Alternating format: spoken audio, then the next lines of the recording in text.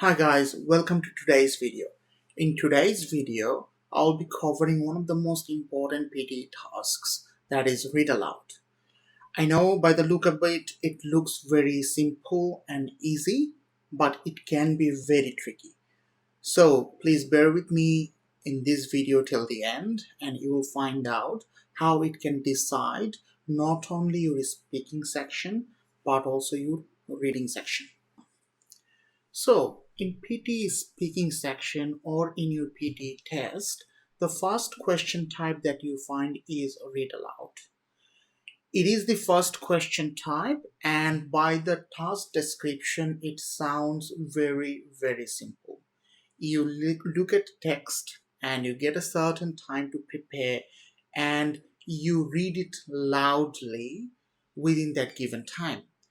Now, the description itself is quite simple, and let's take a look what can be simple in these tasks and what can be the challenging part of the task. In this video, we will cover the task description. We'll also cover the marking criteria.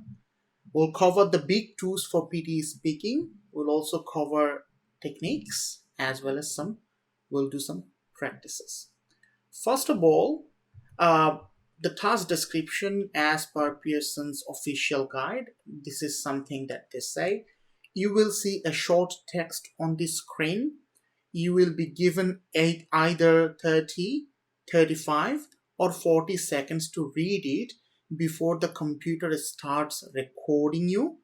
You will have same amount of time again for the recording. So this will be the task screen. So this is from one of the Pearson's mock tests. So bear with me. I will break it down for you. So you have 30 seconds in this question. You have 30 seconds to prepare. That means you will have also 30 seconds to read it loudly. This is the audio status box, as it is saying recording in 18 more seconds.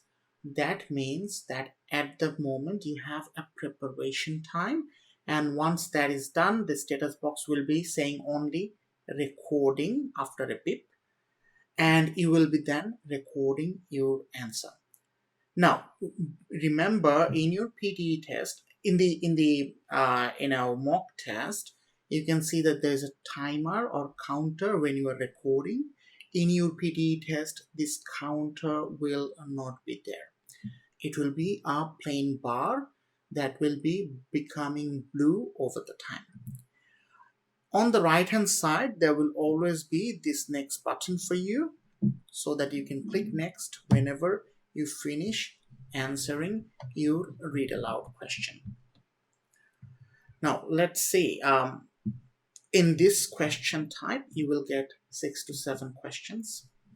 Preparation time will be between 30 to 40 seconds, that is 30 or 35 or 40 seconds.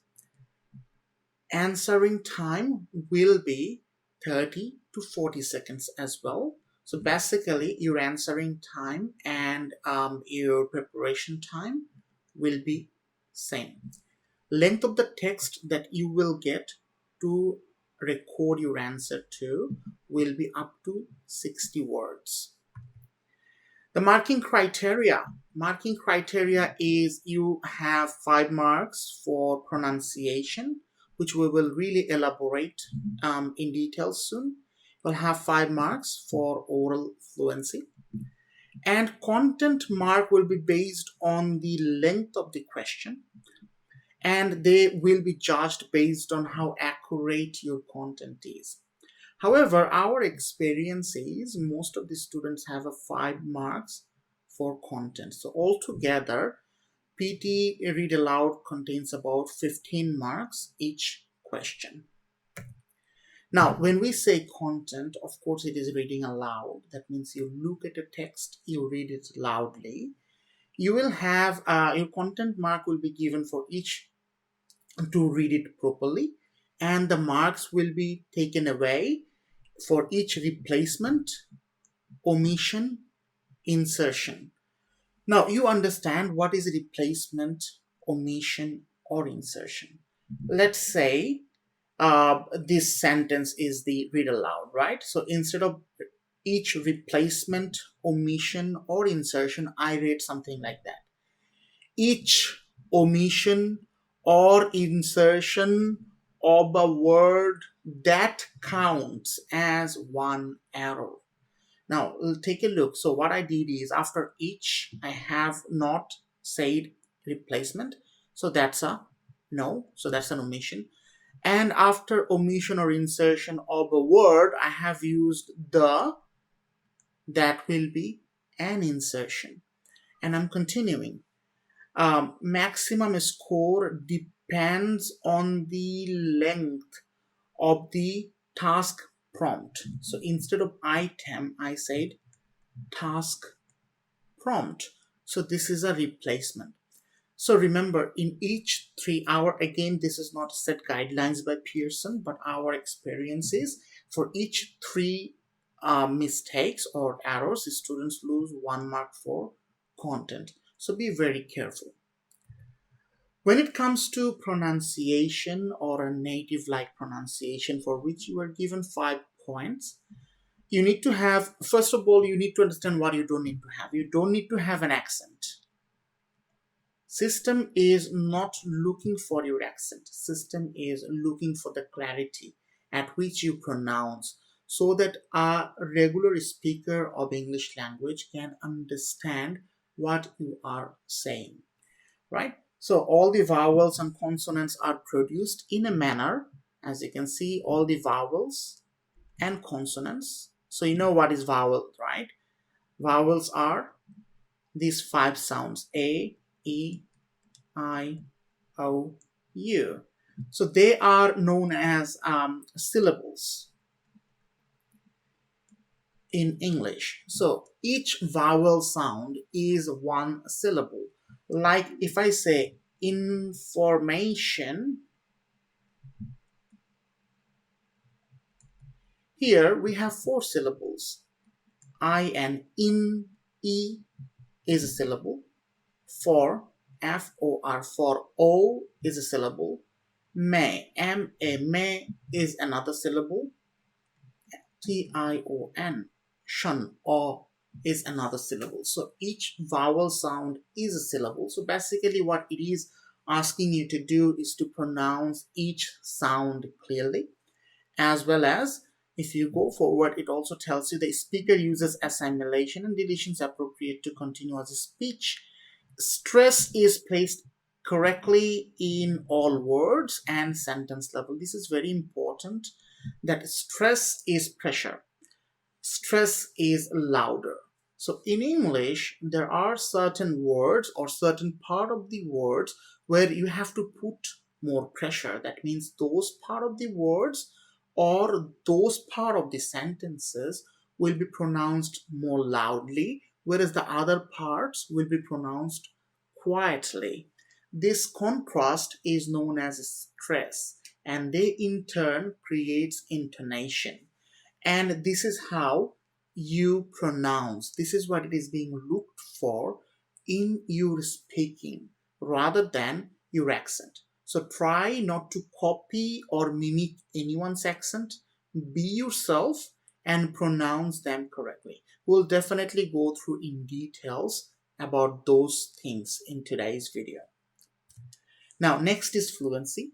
Fluency means speech shows smooth rhythm and phrasing. This is very important. Rhythm and phrasing, they are totally nearly the same thing. You don't have any hesitation, any repetition, any false start, or non-native phonological simplification. We're going to discuss about all of them. Just so you know, your fluency, there is a myth in the market that your fluency must be half of the given time. This is not entirely correct. Yes, you need to be fast, a bit fast, but it is not unnaturally fast. It should be naturally fast. That is, you read it naturally. We'll discuss about it in this video. Now, where will the score go? This is a very interesting thing. Of course, it goes to speaking, needless to say, because it is in your speaking section. You also know that it goes to your reading section. In the enabling skills, it goes to oral fluency as well as in pronunciation. Now, There is no set guideline from Pearson saying how much of the percentage of your score is coming from this question type in which section. However, my experience with my students is about 20% of the PTE speaking score comes from read aloud, whereas about 28% PTE speaking reading score comes from read aloud.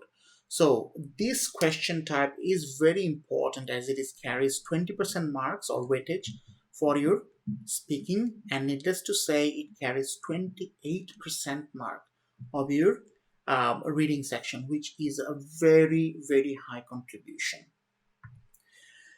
Big two for PTE speaking, and they are of course fluency and pronunciation. The content will always change based on the question, based on the situation, based on the length of the question. You will have different types of content in read aloud, different types of contents in a read to lecture, different types of content in describe image. But these two things, these two guys, fluency and pronunciation, are there all the way in all of your speaking section. So please bear with me in this segment while I cover, so that you know what to do and what not to do in your PTE test for fluency and pronunciation. Now, when it comes to fluency, there are three factors you always need to keep in mind. Number one is, of course, time. Number two is four no's. Number three is a rhythm. Let's look at them individually. First of all, time. Now, as I said, there is a myth in the market that you have to finish it in half of the given time. I found that to be very fast. In fact, so fast that most of the students lose their pronunciation in this way, right? So my recommendation is you take 2/3 of the given time. Now, when I say 2/3, means that given time, if the given time is 40 seconds, all I'm asking you to do is to take around 27 seconds. It's up to 30, it's fine. However, it depends on the length of the question as well. If you have 30 seconds, your 2/3 is 20 seconds. It's not 27 seconds on that case anymore, right? So that is the timing factor of fluency. Next is no, four no's. We have seen them, no hesitation.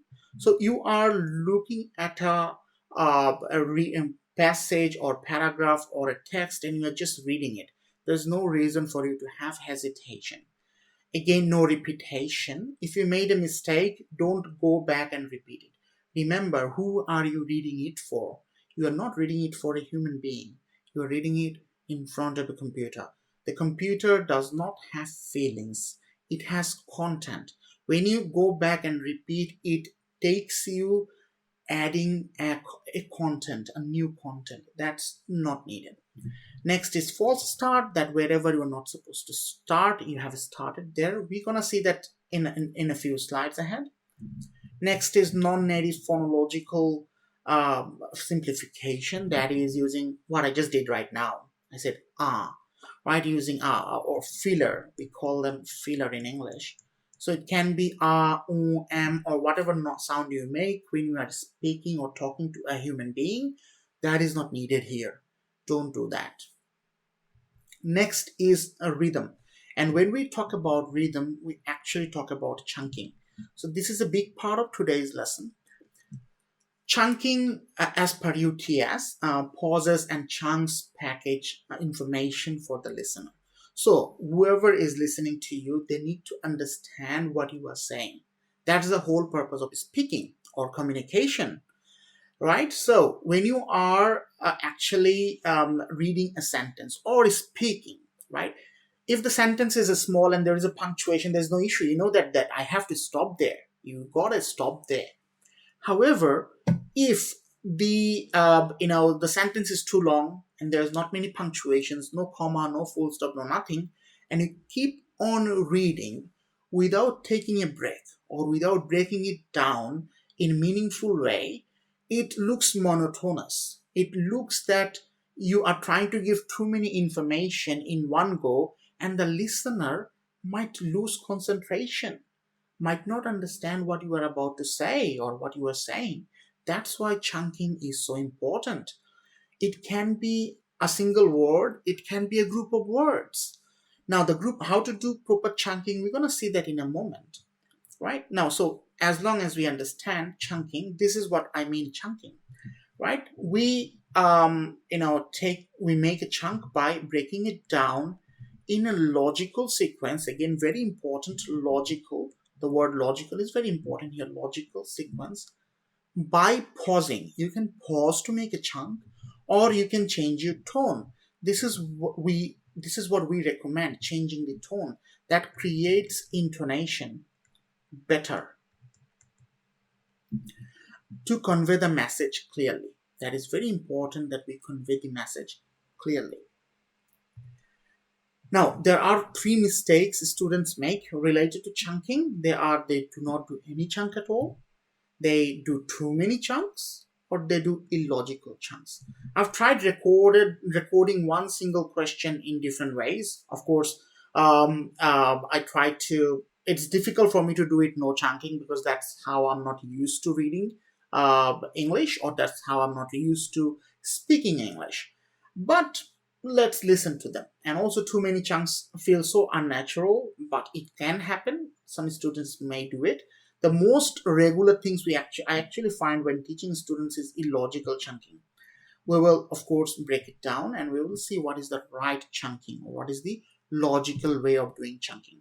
Now, this is the text. In this text, you have you have proper chunks, not really chunks actually. You can see there is a punctuation here, there's a punctuation here, there's a punctuation here. Think about it. If you actually read from here to here without taking any break or any pause, that's when you will create no chunking situation. That will be very, very difficult for anyone to understand. Let's read it that way and see how things go. Let's listen to my recording. Now, this is me with no chunking at all. Let me try and read the first sentence. See what happens. Does it really matter whether people speak with an accent as long as they can be easily understood? Now, I obviously have spoken and I obviously have kept the content right. However, what I did is I kept on reading without taking any break. And if it was any more longer, any listener in the world would have found it really difficult to understand. So let me keep on reading again. Does it really matter whether people speak with an accent as long as they can be easily understood? Many people may now believe that in an increasingly globalized world. Now, even I didn't understand that bit. I didn't, because it is difficult to do it without any chunking. So what happened is I created a situation where I didn't stop anywhere. I created a situation where I even deleted this, question mark, and look at my recordings pattern that I did before. So it's all flat. Everything is going in the same way. There is no intonation, there's no difference. Everything is flat. And you can see there's no pause. There's a long pause when actually I lost my breath. I mean, come on, I can't be reading this one from top to bottom without taking any breath. And this is what happening. That is no chunking. That is a very difficult situation where for the listener, that's what happens in your PTE test as well. If you do not do proper chunking, that will end up giving you lowest score in your fluency and end up giving you lowest score in your PTE speaking. Now, next is too many chunks. There are students I've seen, they try and take pauses way too many times. Maybe they're confused, maybe they don't know where to stop, or maybe they know but they're not fluent enough. There are different reasons. I'm going to discuss about those reasons and how they can be overcome. However, let's listen to it. Even though I'm doing it, I know this is normally how it doesn't happen. Let's just do it, right? Let's say I'm doing it like this. Does it really matter whether people speak with an accent as long as they can be easily understood? Many people now believe. Now I'm doing it and there is a nice intonation. My voice is going in wavelength ups and downs and everything, as you can see. But you can also see from the graph that it is actually going quite a lot of quiet bit. You are taking way too long. I am taking way too long pauses or way too many pauses for the system to make any sense or any listener to make any sense. This does not really happen that much with the student, but this happens. I have seen that happening a lot. Does it really matter whether people speak with an accent as long as they? Now, what happened, even though the speaker or me in this case did not take long pauses, I actually kept on speaking in a way that creates the hesitancy in my speaking. That's a problem. That's what I call too many chunks. Next is illogical chunks. You do chunking because you understand that you have to do chunking. However, you do chunking at a place that makes no sense, right? Let's say something like this. Does it really matter whether people speak with an accent as long as they can? Now, stop right there. What's happening here? When I said does it make any sense? It doesn't, because what happens with does it? Nothing. So I'm continuing and saying people speak with them. People speak with, okay, no issue. And come on, what's there? I mean, what and? Do they speak with an accent? Do they speak with something else? We don't know. So this desire to know more in a chunk makes it illogical chunk. Your desire needs to be fulfilled. Now, the right way of doing chunking is very simple. That is, you read from a portion to another portion which makes sense. Something like this. Does it really matter whether people speak with an accent as long as they can be easily understood? Now here what's happening is I'm taking logical pauses. Look at this one. So I'm reading from here to here very loudly. And if I just ask someone, does it really matter, mate? So, does it really matter actually means something. This is logical. Now, again, look from here. People speak with an accent. In this way, even though it is part of a sentence and you do not know the full sentence, you are able to understand that something meaningful is there. It is clear. And if I again read from here, they can be easily understood. The thing is, there is a question mark, may not be understood from this particular part, but they can be easily understood is a meaningful word group. That's what you need to try to achieve when you are doing chunking, right? And when you are doing chunking, few things will help you. First of all, you try to, of course, the question remains that, look, I have only 30 seconds. Do I really have time to chunk them in this logical way? May not be. You may not have it. You may not do it perfectly. But what you can do is look at this. Before people, we have this word whether, which is a joiner. And then you have as long as, which is another joiner. And here we have another that. These sort of joiners is an indication that the new chunk starts from here to the next bit. You look at them in your PTE read aloud section. So if I read it, something like that will happen. Does it really matter whether people speak with an accent as long as they can be easily understood? Many people now believe that in an increasingly globalized world, we should accept variations in pronunciation, that is, accent. However, there is no point in speaking with an accent if people can't understand you, is there? Now, you might be thinking, hey, you have pre-grouped it. You have pre-chunked it. Yes, I did. Guilty as charged. But think about it. In each time I took a pause, there were some sort of indicator for me, right? If I can't even do it right, don't worry about this smaller portion. Let's look at the larger portions. So if I can't even do it right, does it mean, if I can't even do it right without an indicator, I might want to add. Does it really matter whether people speak with an accent as long as they can be easily understood?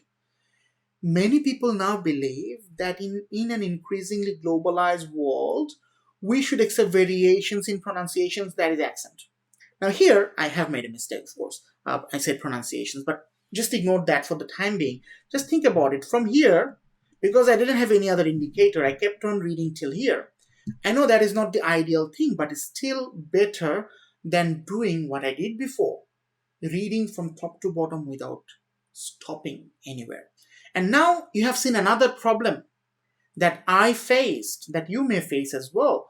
When I tried to read from here to here without taking any pause, I made a mistake here. Instead of pronunciation, I said pronunciations. This is a very important fact. So, in order to bring proper rhythm and in order to bring proper, intonation and stress, we're going to talk about intonation and stress in a moment.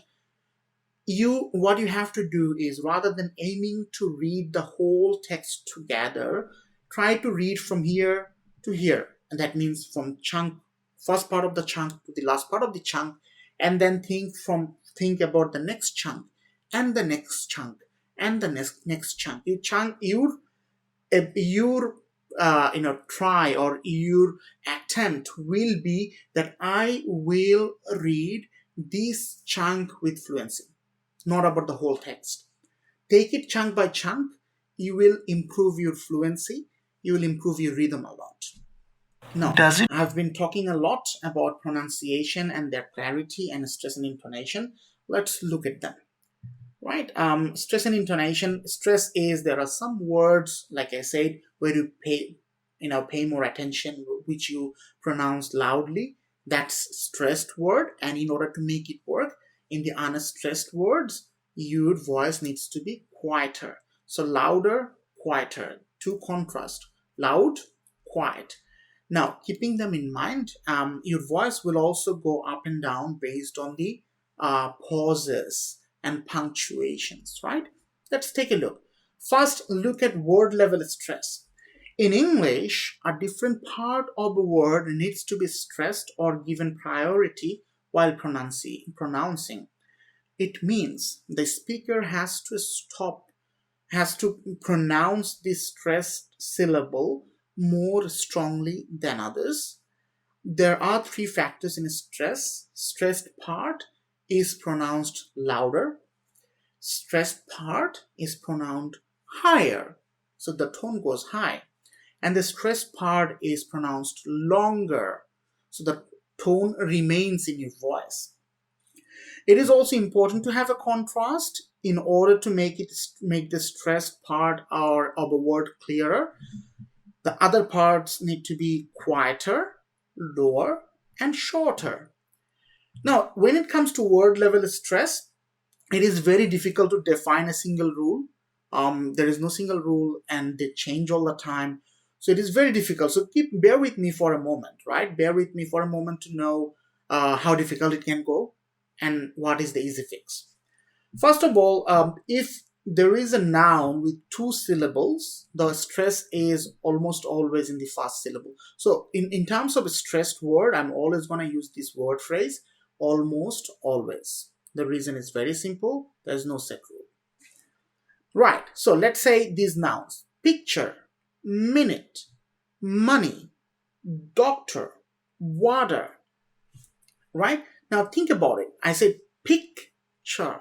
Right? There are two syllables. It's a noun. So what did I do? My stress was in the first part.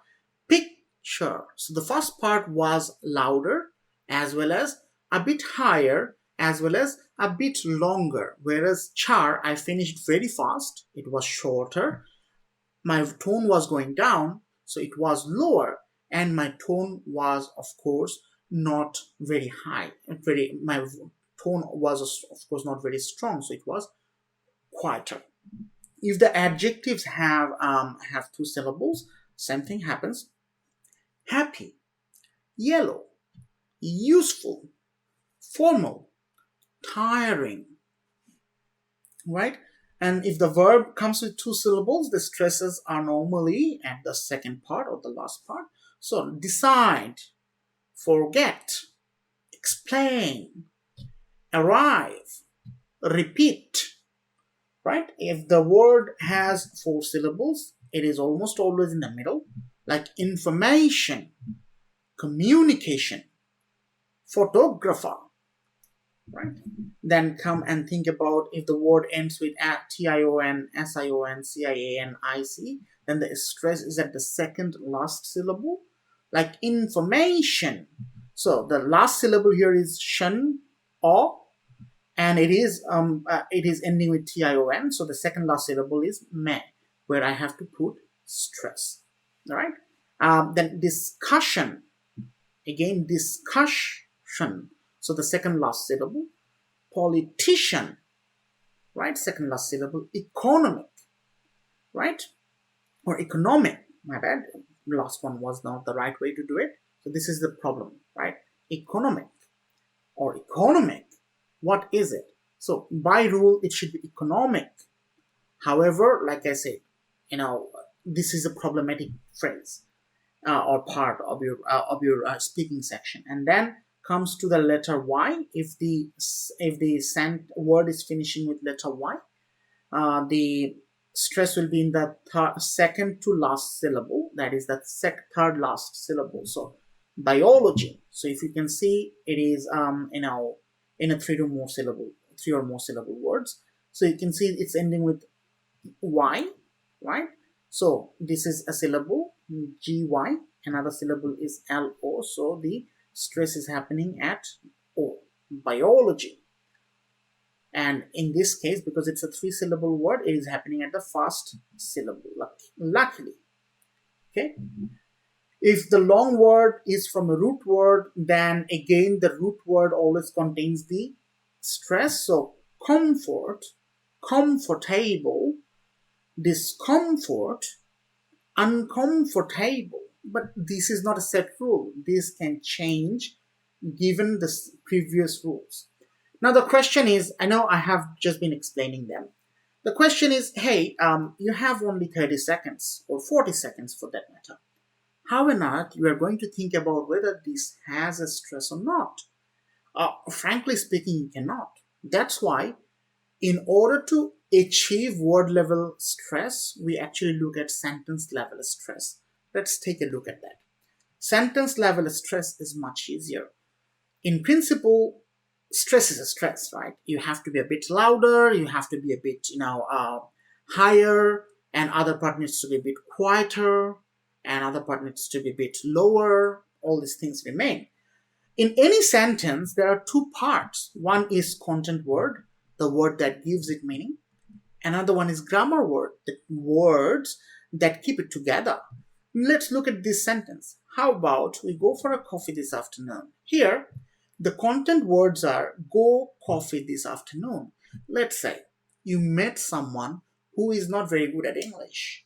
He can't express you grammatically that he wants to go for a coffee this afternoon. He just told you, go coffee this afternoon. This happened a lot or happens a lot.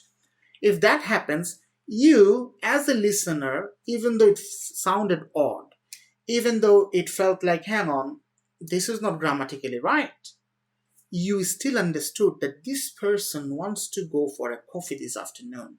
These are the content word. These tells you the meaning of this sentence. And other parts keeps it together, like how about we for it? Now think about it. If I just ask you, hey mate, how about we for it? What does that mean? It has no meaning. That is grammar word. Now in your PTE test, to make it easier, you always try and stress on the content words, and on that way you will not have to think about your word level stress. So if I'm gonna read it, I can read it like this. How about we go for a coffee this afternoon? So you can see with go, my voice went up. Coffee this afternoon, my voice went up and up and up. So my voice was rising. That's how I created a stress in the sentence level. Next is intonation. Now, bear with me, I'm nearly done. Don't worry, you can go anytime soon. In terms of intonation is creating a wavelength wavelength in your speech or in your speaking, right? Now, intonation means changing of tone to sometimes taking it higher, sometimes taking it lower. So basically, it's the stepbrother, you can say, of stress. So you need to know where to take it down and where to keep it up. And very simple. Now, there is no set rule. It changes based on the situation and meaning. You can say the same thing in different tone and mean different thing, right? So you can say, let's say you're having fun with a friend, and you said, "Are you serious, mate?" So this is a sarcastic tone, right? Same thing you can ask to, let's say, your employee, "Are you serious?" That is, it is a serious tone. Now, this is actually something happened and he told you and he want to confirm, right? So you can see the same thing, same sentence or same word group is changing its tone based on the situation. However, for PT, it is easier for you to remember the following tips I'm giving you, following pattern. So there are 3 patterns, there are 7 patterns altogether in English, but for PT, we need to just know these 3 patterns: falling, rising, falling, rising. When you are pausing at a chunk you created, your voice should be falling, rising. Remember, you can take a pause or you can change a tone. I'm talking about changing a tone. So you have created a chunk all by yourself. There's no punctuation there. What you should do is take your voice slightly down and take it higher so that falling and rising is there. When pausing at a full stop or a comma, it is definitely falling. And when pausing at a question mark, it should be rising. But if the question mark starts with WH word, it should be falling. And if you have a comma as part of a list, right, it should be rising. If it is a bit confusing to you, let me say, "Hey, my friend, can you bring me a pack of chips, a drinks, and a chocolate?" So here I had 3 stuffs I wanted my friend to bring for me. And what I did is I simply used comma in the middle, of course, because I'm listing, and my voice was rising, rising, rising. It created a stress, it created intonation as well at the same time. And of course, I already had chunking. Now, this is the secret of your great PT speaking, whether it is for read aloud or describe image or read a lecture. It is that you have proper chunking, that you chunk at the right place. You stress the right words. So what we learned is content words, and you have proper intonation. If the pause or the chunk you are doing it yourself, you have falling, rising, so that you have a smooth transition between the sentences or chunks. If you are coming to a complete stop with the full stop or comma, you are definitely taking your voice down, that is falling. If it is a question mark with WH word, again falling. If it is a question mark, just normal question, it is rising. Whereas if it is a list with commas, separated by commas, it is always rising, right? Now let's practice some chunking, intonation, and stress. So what I'll do, I'll present to you a small paragraph. Sorry, not paragraph. Yeah, text. And what you will do is chunk it by using slashes and underline the word you think you should be stressing. And at the end, use either upward arrow or downward arrow, just as an appropriate intonation. Or now I'll also be timing this part. I'll give you 30 seconds or just 1 minute in your mind, to make sure that you actually do it right. Right. Now let's look at the text. Your 1 minute starts now.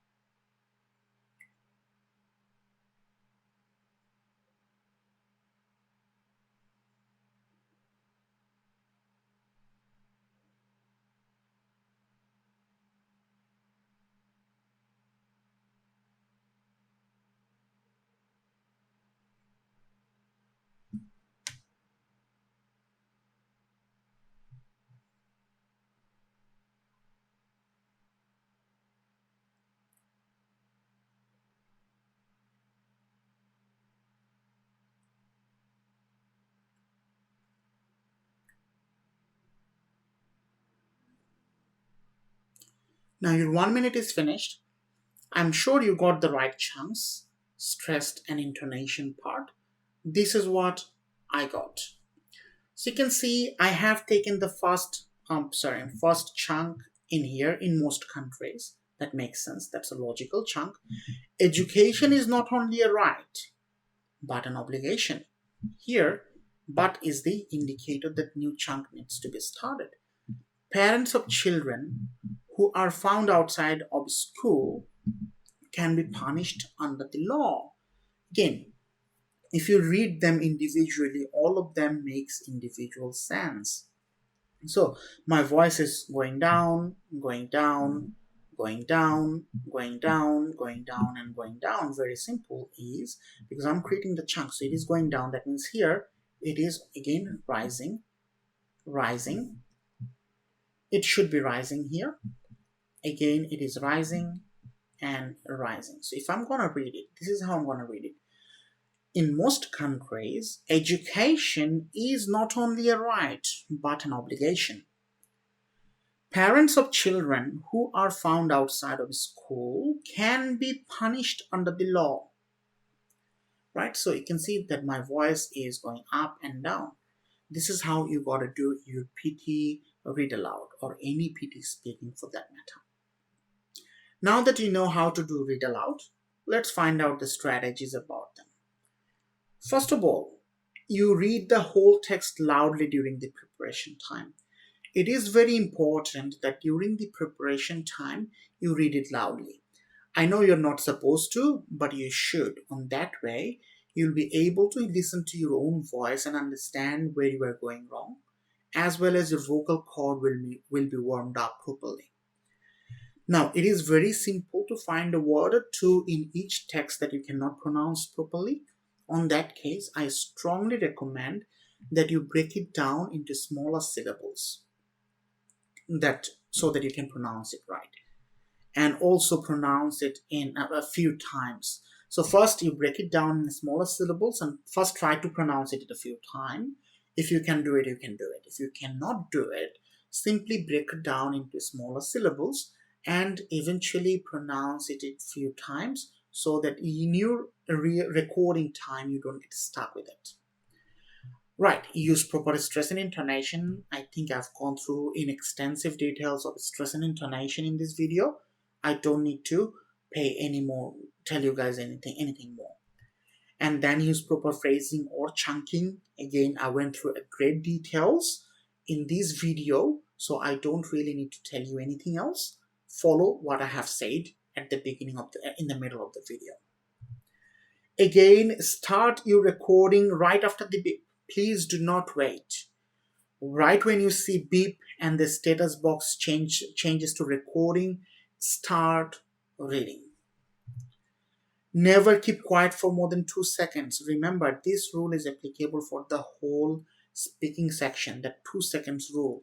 That if you keep quiet for more than 2 seconds, or let's say 3 seconds, what happens is your PT microphone in your speaking section for that question gets cut off. It cannot record anything after that.